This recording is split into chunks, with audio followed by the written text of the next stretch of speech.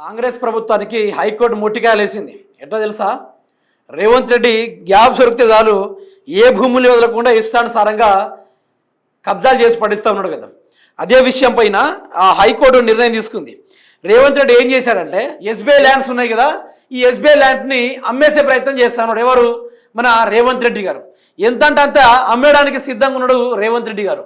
మరి దీనిపైన సుప్రీంకోర్టు చెప్పిన ముచ్చట ఏంటంటే, మీరు వినాలి ఇది, ఆ భూమి అవి ఎస్బీఐ భూములని తెలియదా? ప్రభుత్వ సంస్థ భూములు ఎలా విక్రయిస్తారు?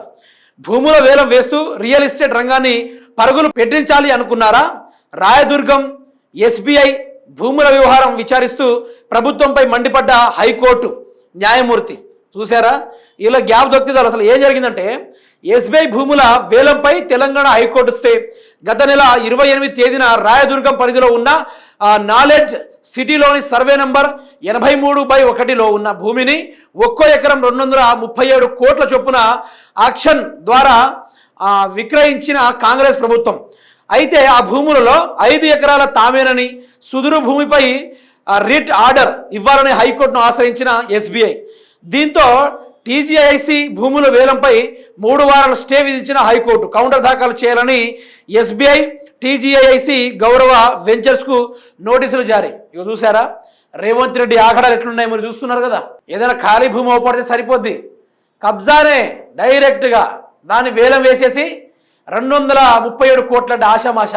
5 ఎకరాలు చూడండి ఎంత డబ్బులు వస్తూ ఉన్నాయో, మొత్తం దోచుకోవచ్చు ఒకటేసారి అని చెప్పేసి రేవంత్ రెడ్డి మంచి ప్లాన్ వేసుకున్నాడు. కానీ అది దెబ్బ కొట్టింది, బెడిసి కొట్టింది అది. అదే కాదబ్బా, రేవంత్ రెడ్డికి ఎక్కడైనా భూములు అవపడితే కథం, ఆడ ఫార్మా కంపెనీ అంటాడు, ఆ భూముల్ని కబ్జాలు చేస్తాడు, వేరే వాళ్ళకి అమ్మేసి లీజుకు తీసుకుని డబ్బులు సంపాదించుకుంటాడు. ఇంతే మొత్తం రియల్ ఎస్టేట్ వ్యాపారమే జరుగుతుంది. అంగట్లో సరుకులు అమ్మినట్టుగా అమ్ముతా ఉన్నారు భూముల్ని. ఎవడో వస్త్రం కొనుక్కొని పోతుండు. ప్రధానంగా ఈ రాష్ట్రంలో అదాని యొక్క ఇన్ఫ్లుయెన్స్ బాగా కనబడతా ఉంది. ఏది అమ్మాలను కూడా అదాని ముందుకు వచ్చేస్తున్నాడు, కొనేస్తా ఉన్నాడు. ఇది పకడ్బందీగా జరుగుతున్న వ్యవహారము. అందుకనే రేవంత్ రెడ్డి గారు ఇంకొకసారి గెలిస్తే మాత్రం ఇంటి మీదకి వచ్చి దౌర్జన్యంగా భూముల్ని లాక్కుంటారు. చూడండి ఇంత భయం లేకుండా ఎట్లా తయారవుతున్నారంటే, పక్కోడి భూమి అంటే అది గవర్నమెంట్ ల్యాండా, ప్రైవేట్ ల్యాండా, దానికి ఓనర్లు ఎవరు, మనం దేన్ని అమ్ముతున్నాం అనేది ఏది లేదా. అవుపడిందంటే కథం, అమ్మేయడమే, కనిపిస్తే అమ్మేయడమే, వేరే ముచ్చట లేదు అక్కడ. అమ్మేసి దివాలా తీసేయడమే. ఈ తీరుగు జరుగుతుంది. లెక్కలేని సార్లు గిట్లా జరుగుతూ ఉంది కాంగ్రెస్ పార్టీది.